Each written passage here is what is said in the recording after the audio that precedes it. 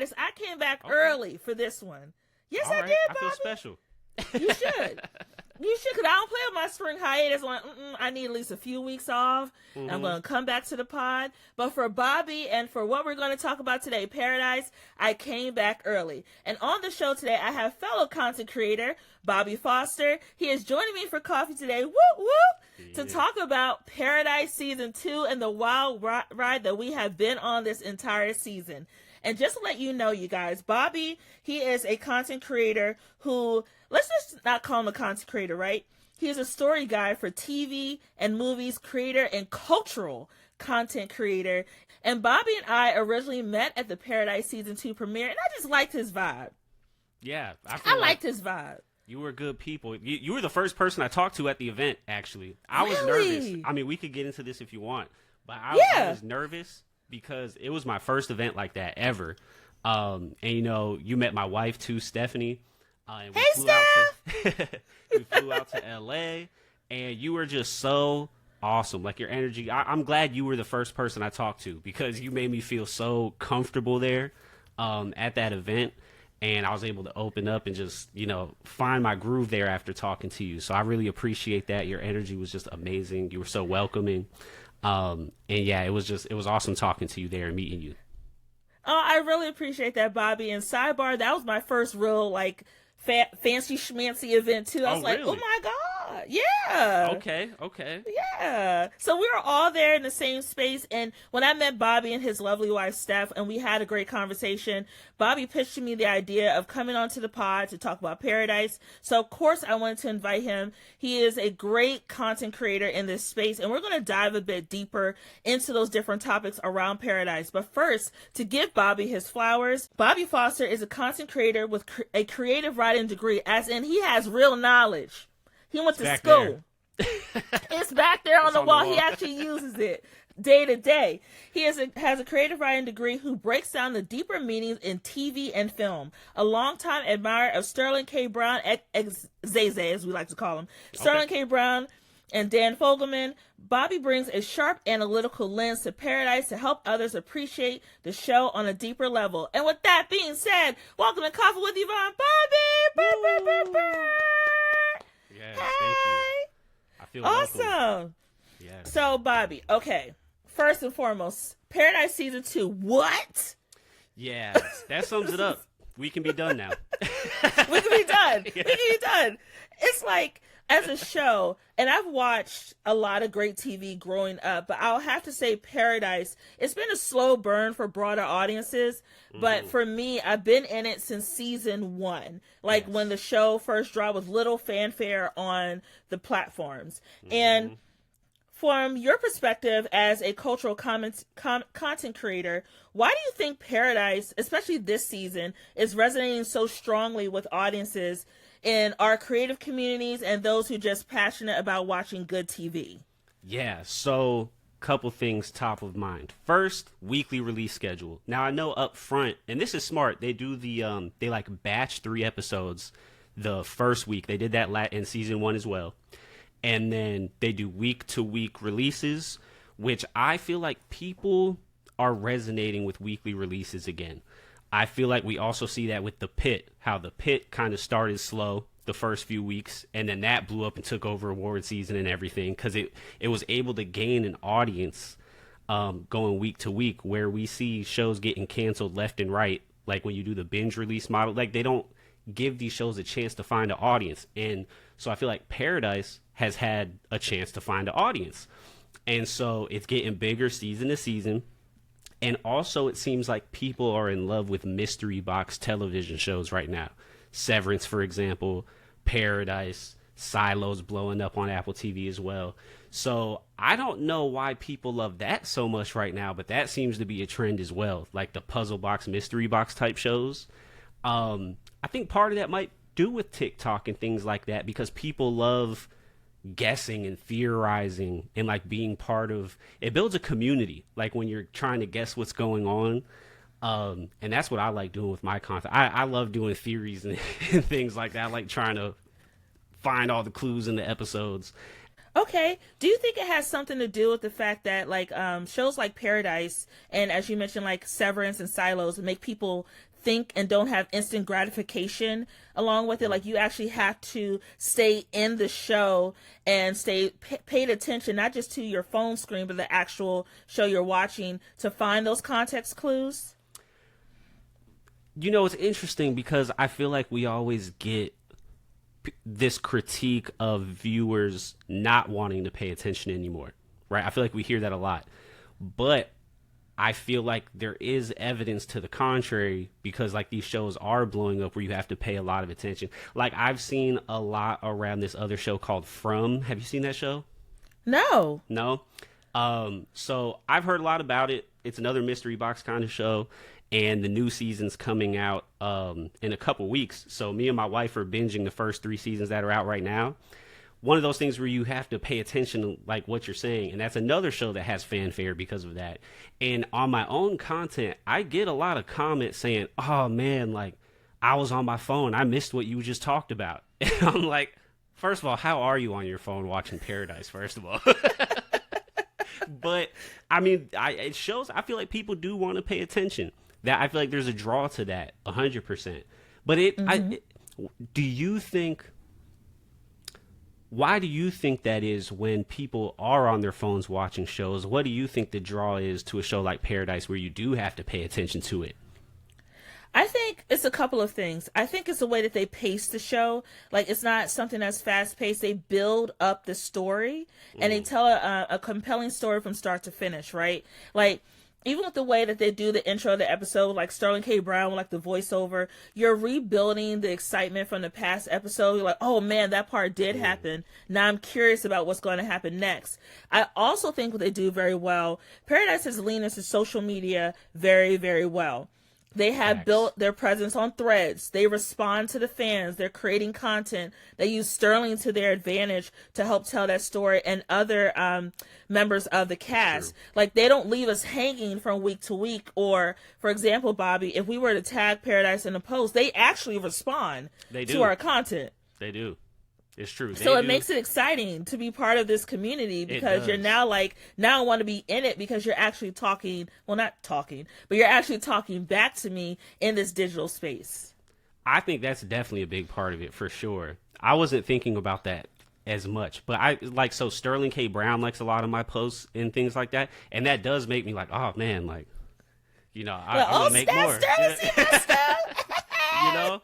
And yeah, I think that's definitely part of it, because like, they are on the marketing side of things. The show is fantastic. Like, I saw even like that in-person thing they were doing with the bunker doors opening up and things like that, inviting us out to the premiere and all that kind of stuff. They do a lot of great marketing, for sure.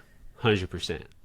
Yeah. And what I love too about Paradise are all the standout moments. You know, I have a few of mine. I call Sinatra bald spot. If you have not seen season 1, you don't know what bald spot means. I have a crazy theory about that. Oh my God. Wait. Okay, tell me your crazy theory. Okay, so spoilers, I guess, but spoiler alert. if we're assuming there is like this quantum physics, time loop, time travel, something like that, right? I noticed that Annie and her mom were both picking at their fingernails, and it was like, right? Yes, I saw. Okay, keep going, keep cooking. Okay, it was a huge, like, they focused on it a lot. I'm talking about screen zooming in on it, and the only other person that has a picking issue is Sinatra. Yes. I feel like that's connected somehow. I don't know how. I think there's something there, because they made mention of the picking in season 1. And it hasn't necessarily come back yet, but that was a big part of that episode.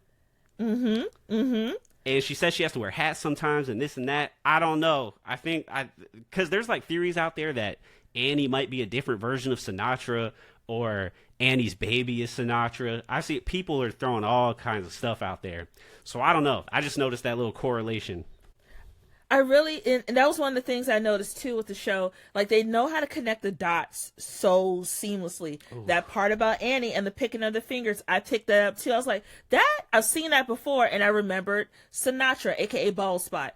Another thing that I think about too is the whole thing with what they call time travel, but it's really like quantum, you know, the really fancy word. in relation to science, because this show really has blended sci-fi so well. And as someone who loves shows that have a little bit of sci-fi in it, a little bit like, medieval history, Game of Thrones, shout out. I love when shows understand how to blend sci-fi in seamlessly into a world without it seeming clunky. Yes. One of the theories I do have is about Annie's baby. I feel like, and this seems so crazy, I feel like Link purposely targeted Annie. Ooh, okay. Because him going to the Elvis, Graceland Ranch, and then all of a sudden Annie just so happens to be there. All of a sudden they just so happen to have a thing. But understanding too that Link has a working knowledge about Alex, he may have targeted Annie on purpose to bring a almost a what they call it, like a break in the timeline that was supposed to be created, and throwing this in for a wrench for maybe what his plan is for Sinatra. Like, I just have this weird idea that Link targeted Annie for his own goals and purposes, so this baby could be created, understanding Annie was not going to make it one way or another in the timeline, whether it's this one or one that did not even involve Link being and him meeting together. I feel like that would... it's a good theory, because I think if Link, Link helped create Alex. We know that for sure. Right. So if he is in on trying to make the future a certain way, then yeah, like he might have already, like you're saying, like know where Annie's at, that'd be really, I'm thinking about that. That's a good theory. That has a lot of implications. But think about it, though. Out of all the places Link and his people could have went to, they went there. Out of all the places Annie was, she was there. And then understanding, too, Annie's connection with, like, Graceland and things like that, and then the finger picking, he may have known that she has some kind of connection to Bald Spot in this whole timeline, and may have wanted to make sure he got connected to Annie to somehow adjust the future timeline that is Sinatra. Okay. I think everything is connected 100% somehow for a couple different reasons. My biggest thought process behind this is just Dan Fogelman, the creator. That's what he does. Like, he loves having everything just come together at the end, everything being full circle. In a lot of his projects, that's just what he does.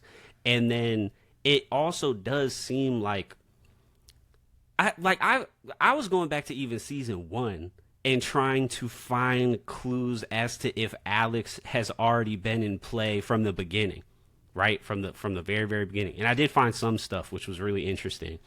I saw, do you remember in season 1, episode 1, there was a couple things. So he wrote, I don't remember if it was on a whiteboard or something. He was writing to his kids, and he said, "Get brushed and dress your teeth." He said, "Get brushed and dress your teeth." It was just supposed to be funny, like the words were messed up a little bit. But if we're going with this quantum physics thing, it kind of has to do with like the switching and things not being exactly right. Okay. Right. And then when he goes out of the house, his neighbor, they're talking about the weather and how it was cold or something, and that it'll warm up. And then Xavier goes, "It always does," because it's like the artificial sun, and it's supposed to be foreshadowing they're in a bunker. But now that we know what we know about season 2, and it getting too hot outside, and it's going to like destroy the whole entire world, that might be foreshadowing that it's always going to warm up. And then, you know what? Okay, keep going. You're cooking. And so I feel like when you go back, and then like with the switching thing, Sinatra just gave Jane a switch. Come on now. Like, because I feel like there's going to be this reset in the finale, like some type of restart, because Link's first line of dialogue to Annie is, "Can we restart?" That was their first line of dialogue. And then after they do what it do, he says, he's going to go out west to restart the world. So I feel like there's going to be some type of reset happening in the finale. That's kind of like my theory for the finale. That is a very interesting take on that, because I am trying to figure out how we're going to wrap this up. And first of all, Paradise, with respect, respectfully. 8 episodes is not enough. You put me through this every single week for 8 episodes. Like, I need more. Like, I can, at this point, Bobby, I can have a Paradise universe. I need a further backstory on Jane. I would even like to have one on the postman who went postal on Terry and them. Like, ooh, I would love his backstory. I feel like Bean is a character we're not paying enough attention to. Yeah, he's important in this Paradise universe. Yeah, he's important in some way, shape, or form. Because he wouldn't have survived if he wasn't meant to be part of this universe. So, the Bean thing that's interesting is another thing I never got during season 1 was Xavier's monologue to Cal, where he was talking about James and the Giant Peach. And he said his son was named after that book because Terry would always read it to him. But then he said the author originally was going to call it James and the Giant Cherry. And he was wondering if it was called that, if his son would still be named James, right? Once again, there's like this like switching factor, like butterfly effect thing.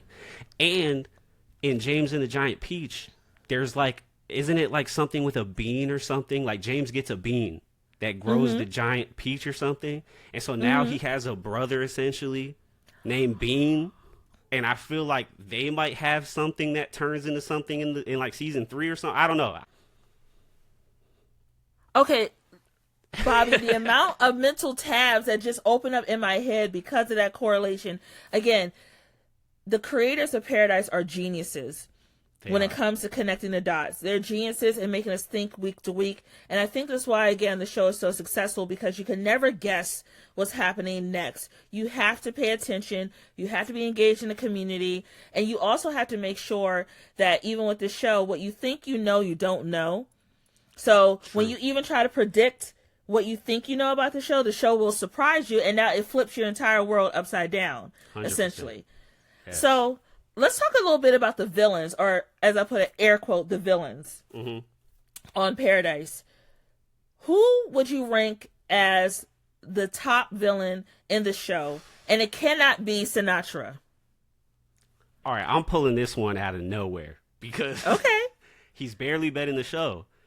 But I think the professor that Billy assassinated might be the big bad of this whole thing. And really? This is just a vibe. I have nothing to really go with it outside the fact that he's the one that made Alex. He can control time and space, and he can maneuver. I mean, that's a wild thing to invent. Outside of him, though, man, Jane's villain, right? I got one for you though. Is Jane a villain, or was she created to be a villain? Because now we know that message that came through to the Circuit City bro about Jane being a killer. So was she created to be a killer? Like, is it nature versus nurture, essentially? I'm on the side of the message was sent to turn her into a killer. That's where, because her mom was already having some type of postpartum regardless. Right. But I think, because in the episode, Jane herself says her mom treated her bad in her childhood because of that message. And then when the mom like shoves her in the sauna, she even says like, that guy was right about you or whatever. So I think that message did affect how her mom treated her. And also I'm wondering if the voices she's hearing is like actually someone from the future, or Alex. Like, is that Alex? Oh, that's a good theory, because she did say that she could hear the voices, and I was thinking, well, maybe she has like mental health issues that were not addressed. You know, that could be it, which doesn't make her a villain. It just means that she wasn't, those things weren't diagnosed. Her mother has a lot to do with why she turned out to be that way, to your point, because of the message with the Circuit City guy, because of how he approached him at the hospital, her own postpartum. And then on top of that, Jane was always looking for a mother figure, which is why she latched on so hard to her mentor at the CIA, I think it was, or the FBI, and decided to bring a gift bag. If you've seen the show, you know what a gift bag is and why it's so important. Decided to bring the gift bag to show her loyalty, which is why she did those things for Sinatra, to show her loyalty. And if you notice, Bobby, there were always female figures she latched onto. It was never a male figure. It was always a female figure who could be like a mother to her or like an aunt or big sister to her. She was always looking for guidance. And whoever she latched onto, you notice she mirrored their behaviors. Mm-hmm. So to me, Jane was never really the villain. She was created to be the villain to meet a bigger purpose in this universe. But in reality, she just wanted someone to love and nurture her. But she just went about it the wrong way. I agree with you. I'll give you one then. And this guy is a villain to me in all aspects. Okay. Cal's father. Bruh. He's a villain. Bruh. Because he's an oil tycoon. He's the reason the world blew up. And then he's financing the bunker to stay in. That's some evil shit. Sorry, I don't know if I can curse. No, you can cuss. This is a free space. This is some evil shit. You right. It really is. So, and then he treats Cal terribly. He's the one that hooks Sinatra up with the assassin and Billy. Like, he's a monster. There is nothing redeemable about this guy. Like, There's that we nothing. know of anyway. Like, no, and I think he manipulated him to become president to further secure the power that he needed to execute this bunker. Like, Cal never wanted to be president. He wanted to be, I think, a teacher. Or something, giving back. And his father was just so cruel to him, he pushed him away from doing that. But I think he had another agenda in mind. He knew he was building a bunker, your point. He knew what he was doing to destroy the world. He needed another leverage of power to secure his place in the bunker and in this new universe that was being created. I feel like if there's anyone that's giving 100% villain in the show, it's definitely him. We know Zay Zay will fly a plane to go get Terry, who don't listen, who should have never went to Atlanta. We know that. But besides Xavier, who else in the Paradise universe can help redeem this world and bring us back to where we should be? Ooh, that's a good question. Let's see. Who do I feel like is on the right side trying to right things? Robinson? Mm-hmm. And we haven't seen too much of her this season, which breaks my heart. I love Robinson. I love her. His daughter, maybe? She's trying to figure it out. Oh, Gabriella. Okay. Gabriella for the sure. Therapist? Yeah. Her for sure. She's trying to figure it out. She just killed Jane, which I don't know. Do you think Jane is dead? No. Right? Although I noticed a pattern in Paradise. When a character gets a dedicated episode, they die. It happens every single time. But do you think that Jane really is like going to go away because Sinatra needs Jane to I carry agree. out her work? I don't think she's dead. And if she is dead, I think we are going to have some type of situation where like another reality is going to open up or something. Because I know she hasn't fulfilled her purpose that has been promised. Like, because with the message, it could go either one or two ways. You think it is a message to stop her from becoming a killer, which that didn't happen, or she's meant to kill somebody, but we don't know who she was supposed to. And she's killed people, so we don't know if she has fulfilled her mission yet. But I don't think so. So I feel like she still has a role to play in the show. So I think Gabriella's gonna like somehow maybe like put pressure on the wound, heal her up or something in the finale. And like my thing, I thought, to your point where Jane's always going towards motherly figures, I thought what Gabriella was going to do was like recruit her under her wing and like turn her against Sinatra. That's what I thought was going to happen. I don't know, but I hope she's not dead because I actually like her character. Like, she's just an interesting character to me.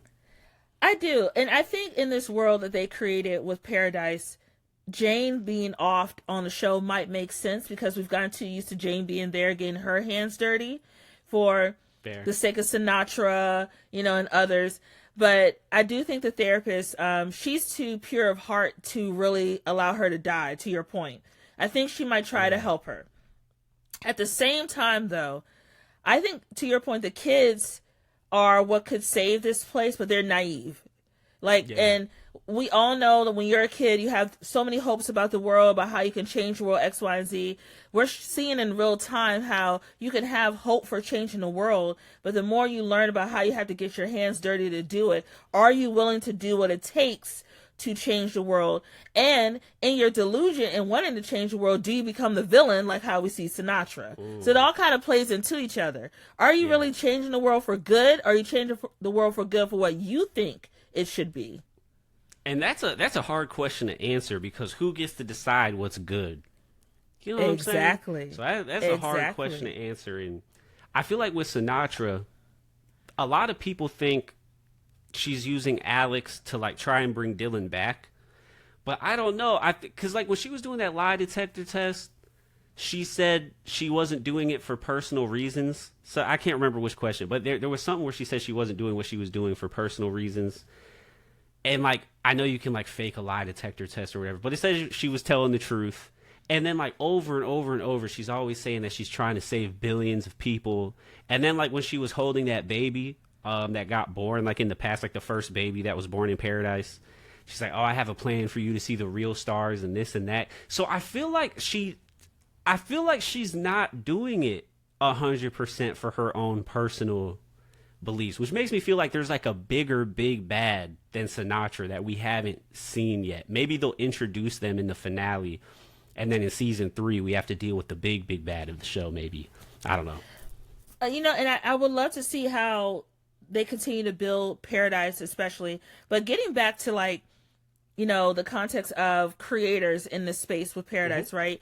You see creators, Bobby, you're one of them, every single week with our theories, with what we think is going to be the big aha moment for the show, and, different predictions. How do you think Paradise is changing the way, outside the weekly release model, how do you think Paradise is changing the way we view streaming shows on various platforms? Like, do you think it's validating that there could be a space for shows like Paradise on streaming platforms, and also to engage with creators to help amplify and promote the show outside of traditional models of media? I think we're seeing like in real time how content creators lead conversations week to week. Like we're seeing that, right? And I mean, there are the formal modes of media and doing the interviews and the late night shows and all that kind of stuff. But I think community is such a big part of getting things spread through word of mouth. And I think a lot, even though like we were talking about Paradise doing a lot of marketing on their own, I feel like a lot of people tune into the show and engage with it through word of mouth. Like it's a lot of so much. I feel like so much of the content is organic, and I feel like that's hard. I don't think you can manufacture that. I think you just have to have a good product. Like you have to have a good, intriguing show that drives conversation. And I think Paradise is really good at that. Outside of the mystery box element to it too, is that, and once again, Dan Fogelman is so good at this, even with This Is Us. That's why This Is Us blew up.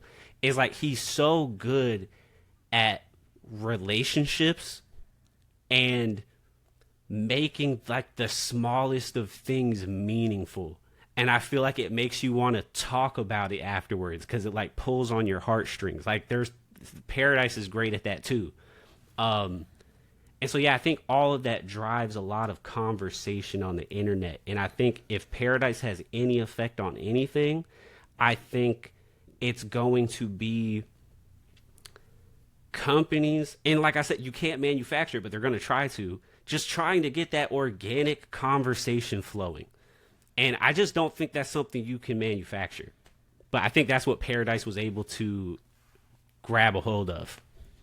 And I perfectly agree with you on that statement, because the organic content that I've seen come out of the Paradise universe with creators, and it's not just social media, you see it on YouTube, you see it in Substack articles, you see it across channels. People are talking about Paradise, and all Paradise is doing is repurposing that content for the use of their promotional platforms. And it also helps to further tick up the show in popularity, because as you see, Bobby, you have a popular show that will launch on a streaming platform and it'll stay number 1 for like 2 days, right? Paradise consistently keeps coming for that top spot. Like it keeps performing well because of the amount of conversation happening in between episodes, and also in between now seasons with the Paradise show involving the creators and the cast. For you though, as a creator, now that we're working on season 3, Bobby, let's shift the room. Okay. Okay. You got a note in your email saying, Bobby, we want you in the writer's room for season 3 of Paradise. Don't do now, that. they're bringing you in as a consultant, Bobby. Like, this is your time. Okay. It's your time to shine. Okay. What content or storytelling elements would you prioritize to create that deeper engagement going into season 3 for the show? Man. First, I just want to say, I just thought of something from the last question. I just want to say it real quick. Add it in. Because we're talking about season 3, yearly releases. That is something new Paradise is doing. Not a lot of people are doing it, but people love it. We see the love for it with Paradise. We see the love with it for The Pit. They're currently doing it as well. Bring back yearly releases, not this like 2 to 3 year, 4 or 5 year hiatus between seasons. Okay. So, season 3 writer room. I think I'm really big. I love symbolism. So, for example, the sun is very important in season 2. I don't know why yet. Like, it's there all of the time, right? And I feel like it's going to have some really awesome meaning by the end of it.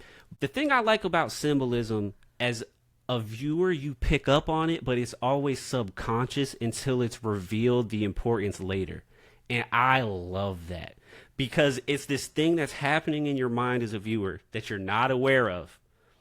And it gives you just this gigantic aha moment when everything connects. And you're just like, like, that's what the sun meant. That's what this book was about. That's why they keep showing the snow here, this there. Like, I love making those connections myself personally. And I feel like also it really builds into the like emotional aspect of everything, just having really good metaphors of things and all of that. So I feel like I would really want to dive into the symbolism of things. Like, okay, I have a perfect example.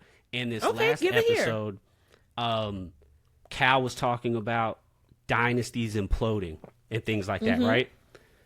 So, like, this is so great. Like, this is so cool to me. So we hear that at the end of the episode, but earlier in the episode, Dylan calls Sinatra Darth Vader, right?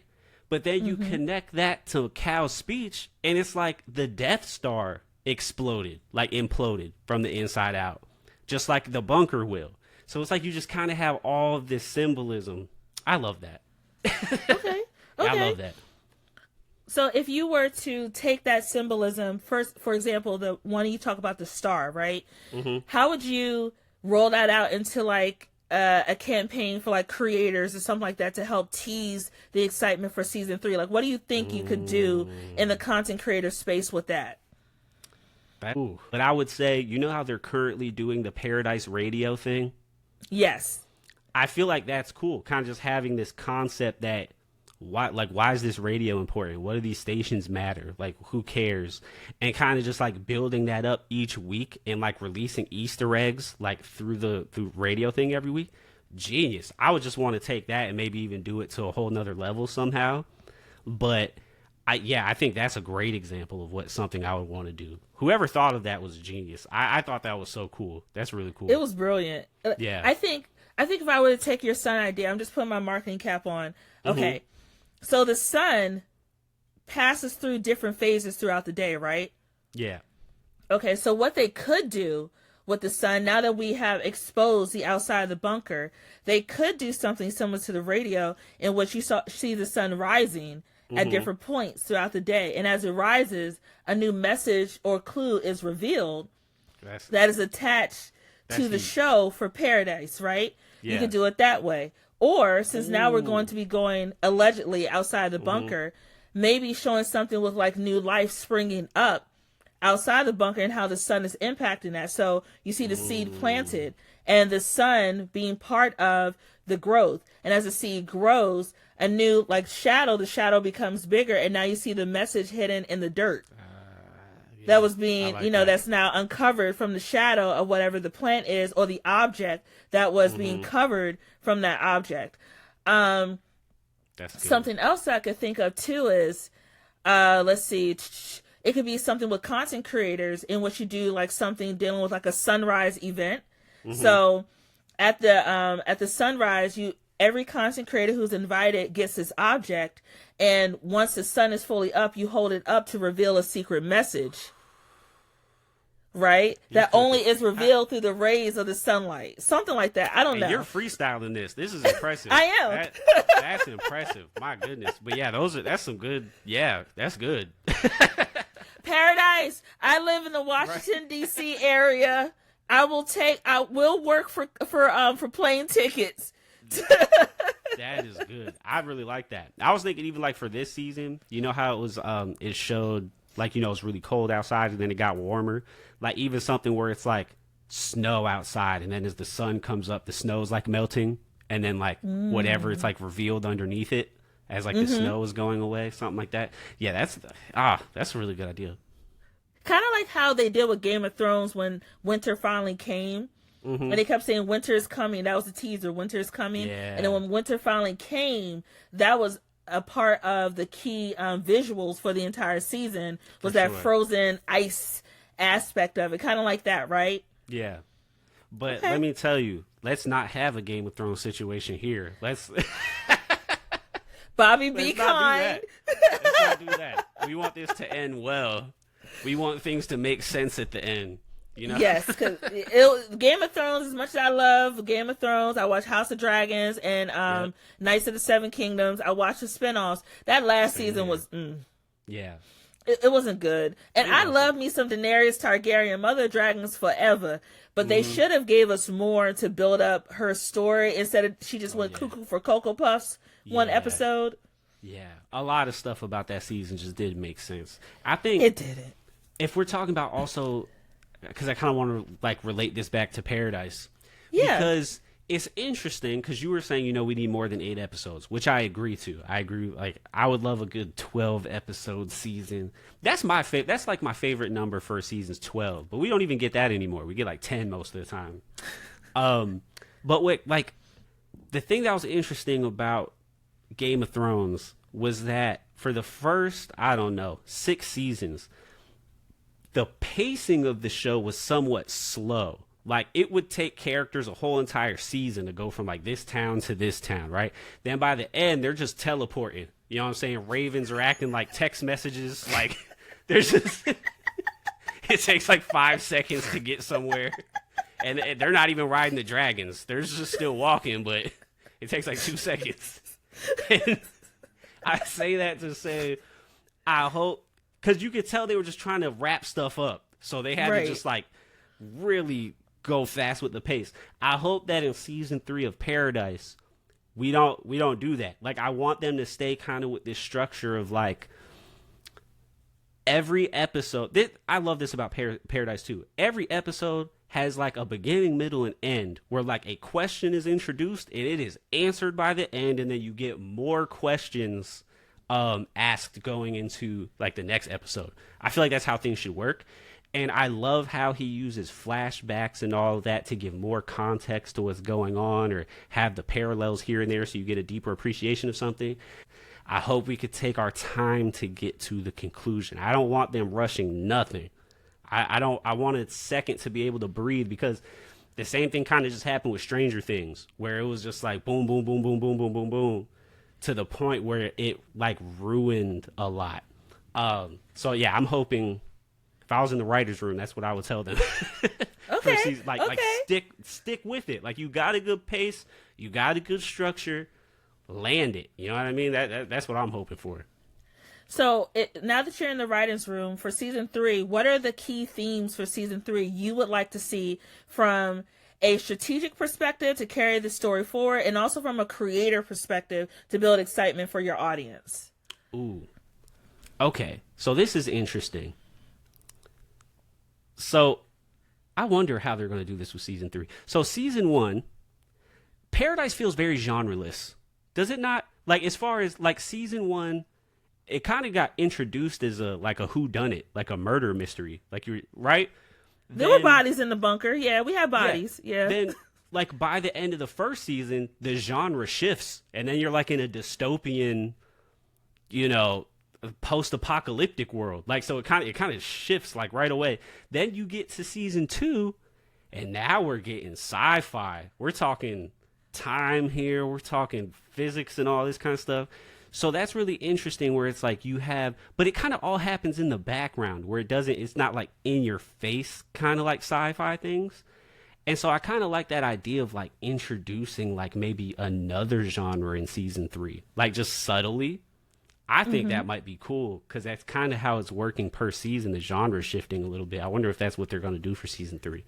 But for being a content creator, what I would want, I want to be tapped in earlier next year. Like, I want to be building content myself up to the release of the show. So, like, when we got brought out, I think it was like 3 days. It was like 3 or 4 days before the show dropped for everybody else, right? Yes. I would want, say, 2 weeks before, we're getting Easter eggs. Like, we're getting little drops of this or that. And then we can, like, promote that, like, so other people are aware of, like, this thing dropping and just getting people excited for that first batch of episodes. I feel like we didn't really have time to build up that excitement a lot because we only had a few days. So I feel like that would be really cool. And I think, like, selfishly, I guess, if I'm invited to these events or kind of do it, like the thing you just said, like with the sun thing and like having it kind of be like this interactive experience, like being invited to an event like that would be, I would love that. That would be really cool. So I think, yeah, just having more time to build up that hype and being a part of the mystery box element before the show even drops would be really cool to me. So you're basically saying to stretch out their promotion to have more lead time to engage with creators and create more activations. Like, for example, you mentioned the bunker thing that they did. I think that was AI for the most part. Some of it was real, but the other pieces around the world were AI. I love that concept, Bobby. I love the concept of opening the bunker, and I think it would be cool, to your point, if they were to bring creators in early, having like bunker based activations, like, you know, maybe we go inside of a bunker that they create specifically for the premiere for season 3. We create content in that space. We build up like the mystery for the show, X, Y, and Z.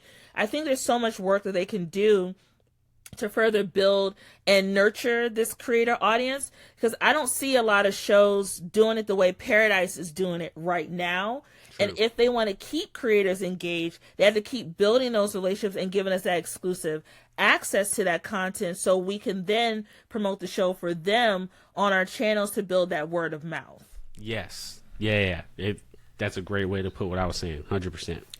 Yay! Yeah. How do you envision the relationship between like creators, digital storytelling, and even reading culture? Because, you know, this is also sci-fi, evolving both online and through in-person community spaces with content creators. Yeah. I think it's going to be important. I just saw like an article saying how the younger crowd is like going back to like in-person events rather than doing everything online.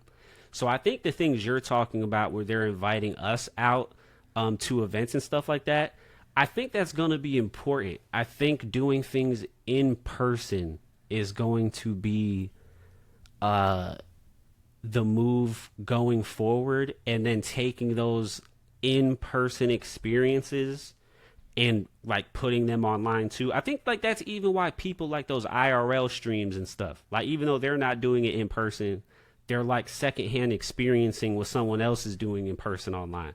I think that's kind of the zone that we're moving into. And I feel like if TV shows can tap into that, I think, and even maybe expanding it beyond content creators, where you just kind of have like an open event, just like something people could come to, like say like you rent out a ballroom and then you make it look like a bunker and like people just have dinner in there for a night or something. I don't know. And then you tease something about the show while you're there or something, where it's just a community type of event. I think that's a genius idea. Somebody should do that. I think I want to see how that would plan out.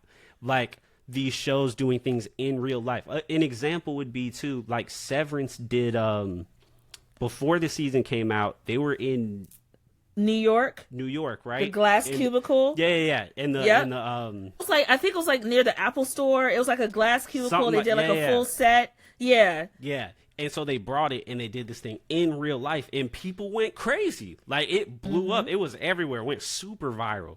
So yeah, I think if you do stuff in person, I feel like that's the key right now to stand out, I feel like. You know, I think that would be a good idea to do. Like, for example, they could take a warehouse space, and this is just me again, Bobby, thinking off the top of my head. Take a warehouse space, do a fake rock facade on the outside of it to make it look like a boulder, right? And then to build up the hype, start just bringing random trucks, right?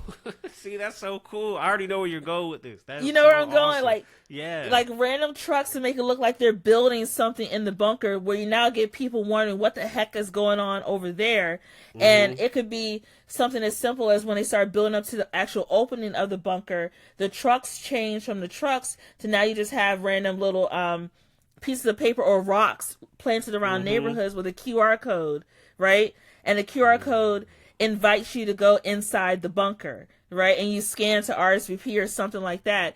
And it could be like in places that you go to every day, a coffee shop, something like that. And then now you take this rock as the invitation. So now you're bringing the rocks and you place the rock outside of the bunker, right? That you scan to get your access entrance into this space. And once it opens up, it like looks like a situation. Exactly, like a simulation of that world. Not the full scale, but like a simulation of that world for you to engage and have like the Paradise Season 3 experience in the bunker. There you go. Another genius idea. Paradise. I would go. And like, because another thing, when we were at the premiere and some of the cast came out, right? People went crazy, like them just being there up on stage. So it's like, yeah, like really just the in-person things. I feel like people are so just wanting to do stuff like that. And I feel like so much of the in-person things that people used to like to do, they're getting priced out of a lot. Concerts are expensive. Sports are expensive. Everything's expensive. A lot of people can't even get to the movies. So I feel like if you can have these pop-ups where, I don't know, it's if you're paying for it, have it be like affordable, accessible, or it could even be something where it's like Hulu like invites, like, because they can tell who watches Paradise. I'm sure they have the data, and they just give out random tickets to people that watch the show or something, you know, something like that. And just have in-person group, because like I said, like I love meeting you at the event and just the in-person stuff. That's where I'm at. And I think that would be smart for Hulu to make it a free fan event. And that's something that you have to be a subscriber to do or something like that. Just being a fan of the show. There's a lot that they could do with the show. And I'm really looking forward to seeing how they'll continue to grow this platform. Unfortunately, we're at the end of our interview, but I do have a couple sip and spill quick fire questions if you're down. I'm down. All right, cool beans. Okay, now remember, Bobby, this comes top of the dome. And you got to stand 10 toes down about your answer, okay? Okay. Easy enough. Okay. All right. In your opinion, who is the best rapper or singer of all time? Kendrick Lamar. Let's go. That's my guy. I don't know if you can see. I don't think. Oh, I think my camera's. Hold on. Oh. Wait, this way. See that GNX? Is it the back damn there? album? GNX. Pimp Butterfly. GNX. I got that on vinyl too. Yeah. I do have the damn vinyl somewhere too. I don't know where I put it, but it's in here somewhere. Kendrick Lamar, aka K. Dot, is one of the, given respect to the rappers who came before them, let me clarify before people try to jump me in my comments, is one of the best rappers in this millennial era we have had. Yes. In terms of the way he thinks about music, the way he does the double entendres, the way he is a storyteller. He's such a prolific storyteller. It's almost insanely good. Yeah. I agree. Listen, I could talk about Kendrick for like a 4-hour podcast, honestly. Like I've been listening to Kendrick. I actually went to his very first show here in Orlando before Good Kid, Mad City even came out. Like I'm a day one. Like dang, you really are a day one. Yeah, I've loved Kendrick. Like, man, that's my guy. And so, yeah, everything you said, 100%. I just feel like his album structure, as far as how he puts everything together, is top tier. Perfect album artist. Everything you said, I agree with that. He's just, I can't say enough. And then, like, I have my creative writing degree, like I said, and then I also tried to do rapping myself. And yeah, and I did spoken word poetry for a while too. Did some national competitions. I can hear it in your voice. I can hear it in your voice. Cool. Yeah, yes, so I know you have that pace. You have that cadence. I know a thing or two about writing, and I would study Kendrick. That's like why I like really fell in love with his music, because he's just top tier with a lot of the stuff that he's doing, like on a poetic level. It's just yeah, greatness. And it takes a lot, like being a creative is so multifaceted.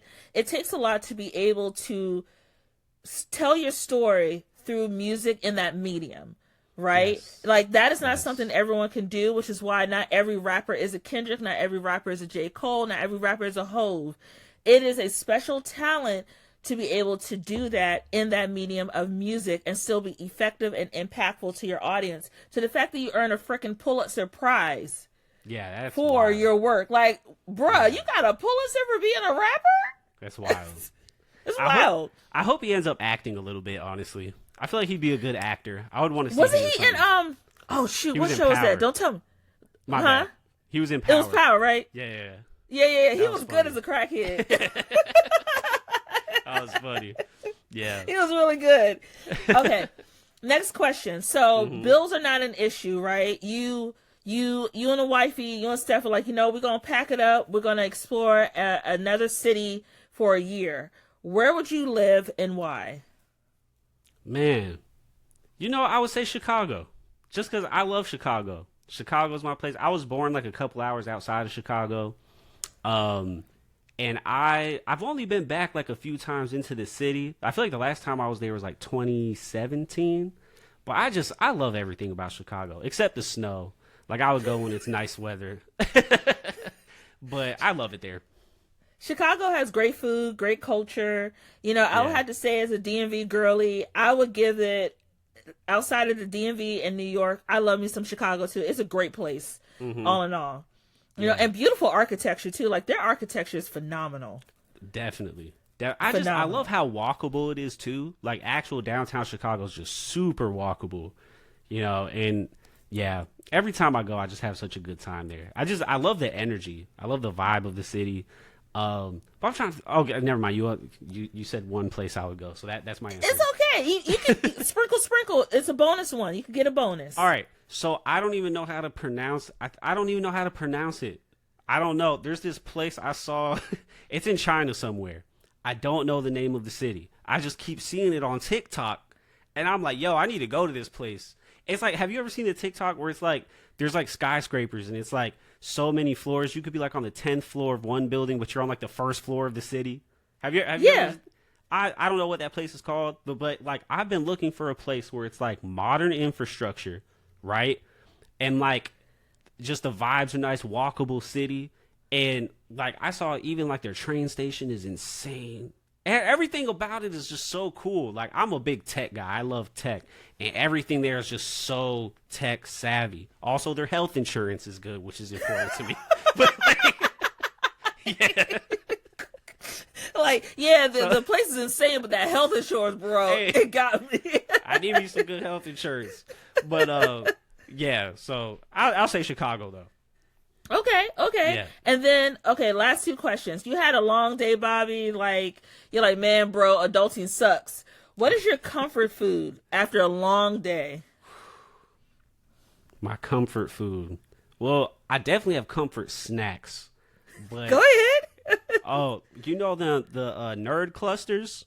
Yes. Gotta give me some nerd clusters.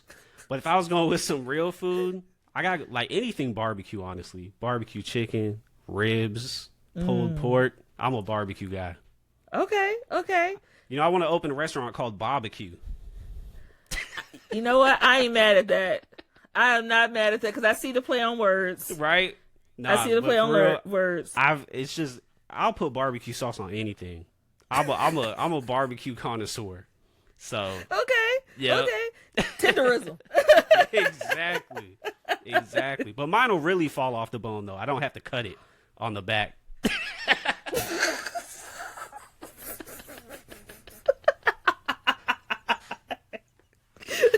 He's like, nah, man, I'm the one right here. I got that tenderism for real. Yeah, for sure. Oh, man. All right. So, Bobby, last quick fire question for you. Mm-hmm. If you were a coffee, like this is the Bobby special, right? If you were a coffee, what kind of coffee would you be? So here's the thing. I don't drink coffee. So I think I would be non-existent. But I would be a non-existent. But if I had to say, so I put a lot of sugar in it. So a lot of something sweet. That was the best answer. I think I'd be non-existent. That's so funny. Oh my gosh. Whew. Best answer, hands down. Well, Bobby, I thank you so much for joining me for coffee today. How can people find out more about you and your growing platform? Definitely. So if you search up The Real Spot Bobby Foster anywhere, I'll show up. Or actually on, I think it's Instagram. I am Bobby Foster on there. I think you are. Yeah. I still got to change that. The Real Spot Bobby Foster thing is new. It's a new YouTube channel. I started like 6 months ago. I was like just I am Bobby Foster before that, but I wanted to switch it up. You know what I'm saying? And but yeah, you could just search me up. I'll show up everywhere. I'm easy to find. Not a lot of Bobby Fosters out there. Bobby, you low-key a comedian. Like, low-key. It's like very much the humor that you watch when you watch like Abbott Elementary, The Office. Like it like just slides in there. Like, you know, I'm just there. You know? Yeah. I'll take it. I love both of those shows. So great shows. Quinta definitely does her thing, and is a fellow creator. So we see the sky. There's no limit. There's no limit. Well, thank you so much, everyone, for watching or listening to the show today. I hope you enjoyed today's chat. You can learn more about Coffee with Yvonne by going to Coffee with Yvonne on IG and Threads at Coffee with Yvonne. From my personal account on IG and TikTok, where I cut up where I am in my day-to-day life. Now, I don't embarrass myself because I got a job. I don't embarrass myself. You can find me at Yvonne_creative marketer to learn more about me and my business that I own, that I pay taxes on. Period. You can go to pinkdollhousemarketing.com or at pinkdollhousemarketing on Instagram. You can slide into my DMs. That's cool. And creatives, I'm going to keep saying to this every week until you get it. Don't forget to keep showing up, keep creating, and that your voice matters. I cannot wait to chat with you on another episode of Coffee with Yvonne. Okay, bye! bye. Coffee with Yvonne is produced and edited by Yvonne Pearson. Coffee with Yvonne is created by Pink Doll House Marketing. You can catch the latest episodes by subscribing to Apple Podcasts or wherever you get your podcasts.